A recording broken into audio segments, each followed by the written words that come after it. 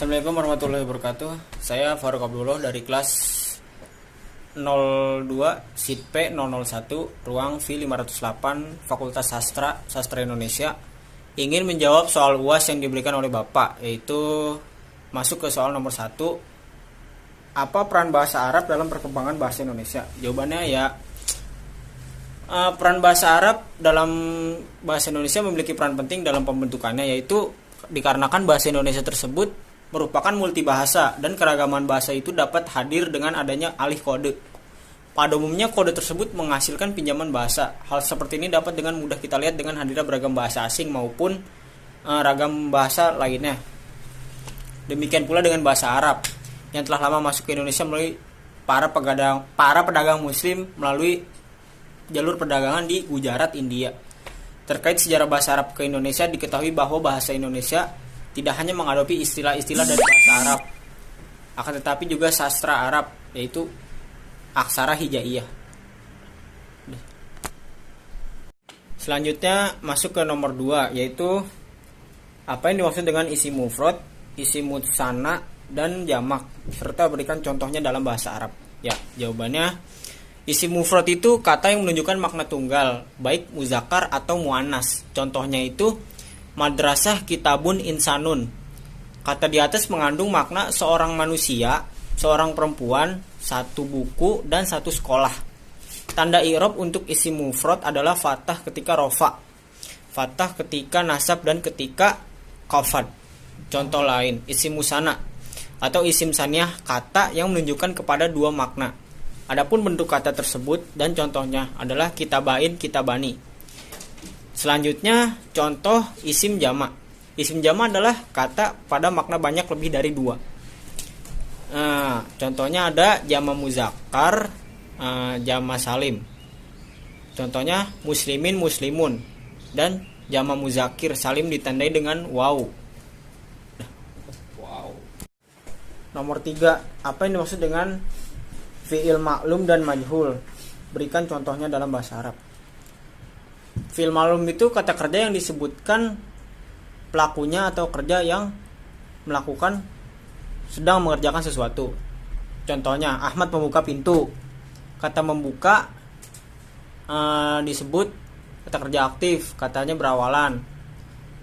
Terus berikutnya ada Muhammad menulis buku.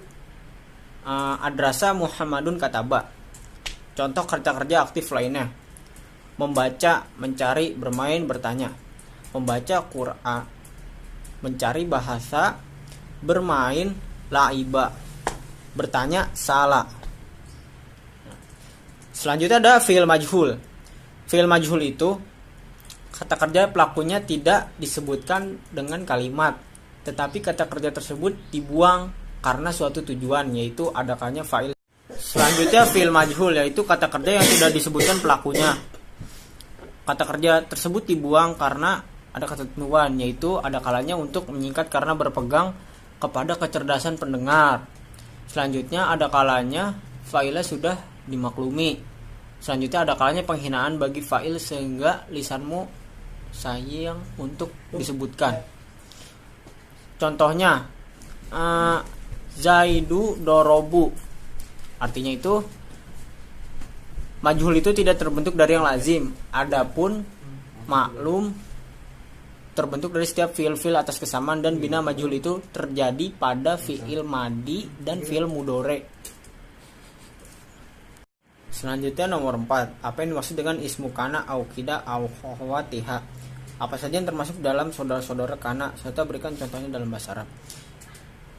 Kana au kida akhawatiha yaitu sekelompok huruf kata depan yang biasanya berada sebelum isim. Jika sebuah jumlah isim kalimat tersusun mulai dari mubtada dan dari khabar didahului oleh ina atau saudara-saudaranya, dinamakan isim ina, dan kabar tetap marfu dan kabar ina seperti kalimat di bawah ini. Kalimat ini contohnya alimun sami'ullah, artinya Allah maha mendengar. Selanjutnya lafaz Allah menjadi mubtada dibaca rofa, sedangkan lafaz sami'u menjadi khobarnya dibaca rofa. Selanjutnya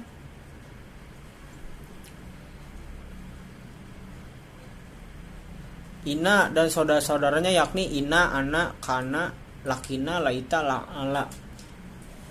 Inna dan ana guna taukid mengukuhkan penguat atau kata, dan guna tasbih menyerupai, dan likuni guna istidrok susulan, yakni menyerupai susulan yang ucapan yang kemudian dengan ucapan terdapat di belakangnya, dan labita.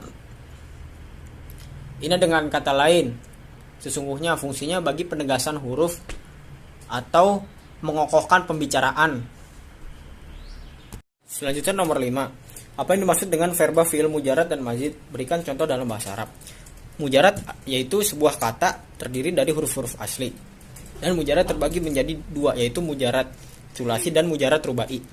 Mujarad sulasi mempunyai beberapa wazan seperti pertama ada fa'ala, yaitu fiil berharokat fathah. Contohnya adalah kata fataha doroba. Yaitu yang kedua kalimat berharokat kasroh. Contohnya seperti syaroba. Yang ketiga ada faula. Contohnya seperti kata-kata berikut hasuna. Dan adapun mujarad rubai memiliki satu wazan, yaitu fa'ala dengan contohnya aqolu dah roja. Selanjutnya fi'il mazid. Adapun kata-kata mazid adalah kata yang terdiri dari huruf asli dengan tambahan satu huruf. Sebagaimana dijelaskan sebagai berikut. Ada sulasi mazid. Sulasi mazid mempunyai 3 model, yaitu dengan tambahan satu huruf, 2 huruf, ataupun 3 huruf. Sulasi mazid contohnya pada kalimat af'ala, fa'ala dengan tasydid kedua. Dan ketiga ada fa'ala. Contohnya pada kata-kata berikut shola, faham, karom. Selanjutnya nomor 6. Apa yang dimaksud dengan isim dan kabar ina, serta berikan contohnya dalam bahasa Arab. Oke. Isim ina itu adalah setiap mubtada yang dimasuki ina dan kawan-kawannya serta irobnya berubah menjadi masuk. Adapun kabar ina yaitu setiap kabar dari mubtada yang dimasuki amil ina dan kawan-kawannya. Contohnya jadidun la kitabun menjadi jadidul kitabu.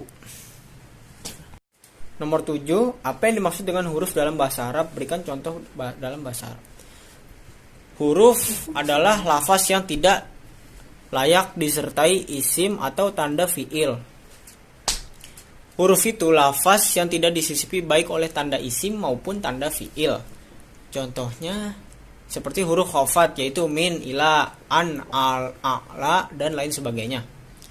Selanjutnya contohnya Qoma Zaidun hal.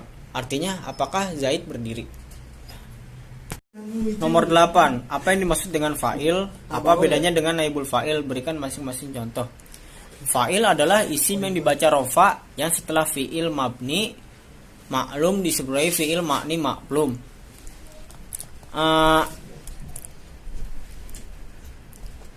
Contohnya yaitu ada zidun doroba zid yad ribu. Kemudian selanjutnya itu ada naibul fa'il.